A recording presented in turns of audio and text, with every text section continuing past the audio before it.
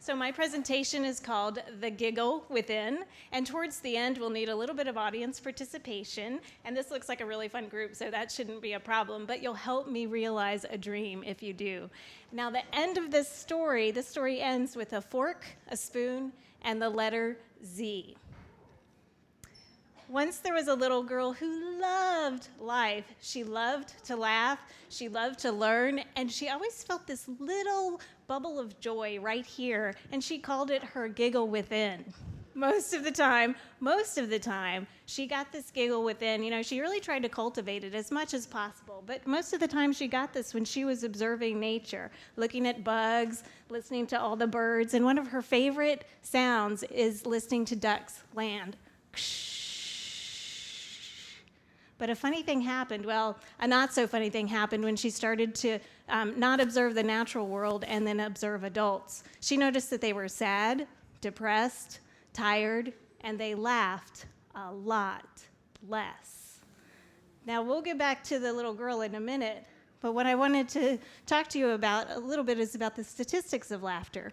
In one study, they found that children laugh as much as 400 times a day, while adults laugh 15 times.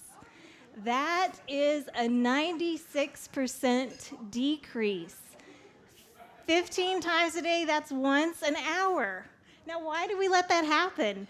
Well, I don't know, because one doctor, he's a medical doctor from Stanford University, he likens laughing to jogging. He says it's like jogging on the inside. It massages our internal organs. It helps with our lung capacity.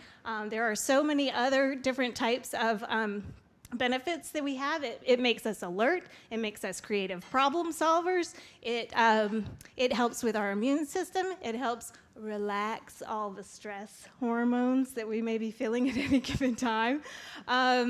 Let's see, what else? Oh yeah, so in the whole world, we have over 6,000 languages and hundreds of thousands of different dialects. But one thing holds true, laughter, right? We can recognize that in any different type of language. Also, deaf children and blind children can laugh even without the social cues. But laughter is a fairly social experience. For example, they studied groups and solitary behavior. And in the groups, we tend to talk about 4 times as much as we talk when we're by ourselves. We tend to smile about, yeah, I know. It's true, though. Smile about 6 times as much as we do when we're alone, but we tend to laugh 30 times as much when we're around people. Amazing, isn't it? Yeah. So, yeah. So with all this activity that's happening, lots of people are taking note. And one guy in India, his name is Dr. Katarina, he started a laughter yoga club, yeah? And they're around, and there are about 6,000 clubs in the world, 400 in the United States, 6 in North Carolina. The closest is in Greensboro, North Carolina.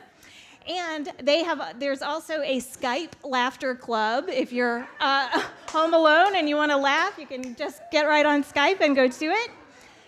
They're used in prisons. They're used in schools. They are used to help childhood victims of abuse. They are used all over the place. So now we are on to the part of audience participation. I want you to help me turn my 15 more towards the 400 section. So here's how we're going to do it. This is the audience participation section, and I'm going to explain to you real quickly how we're going to do it. All we're going to do is laugh together, and it will help. I'll give you the cue. It will help if you look towards your neighbor and laugh. We will go in ebb and flows. Now, how will you know when to stop? You'll know when to stop when I come right back on here, and I'll tell you what happened to the little girl, okay? Ready? Begin.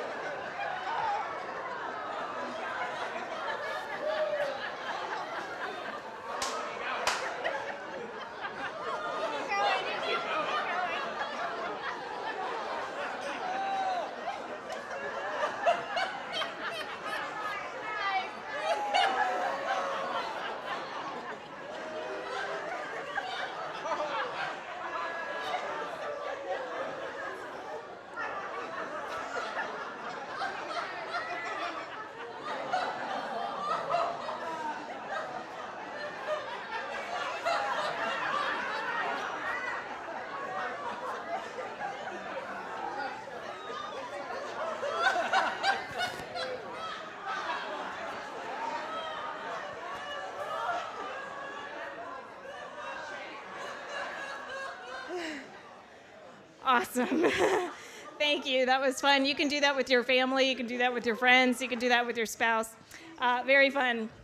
So the way that the story ends is you wonder if the little girl never gave up on looking for different, for laughter in situations like that.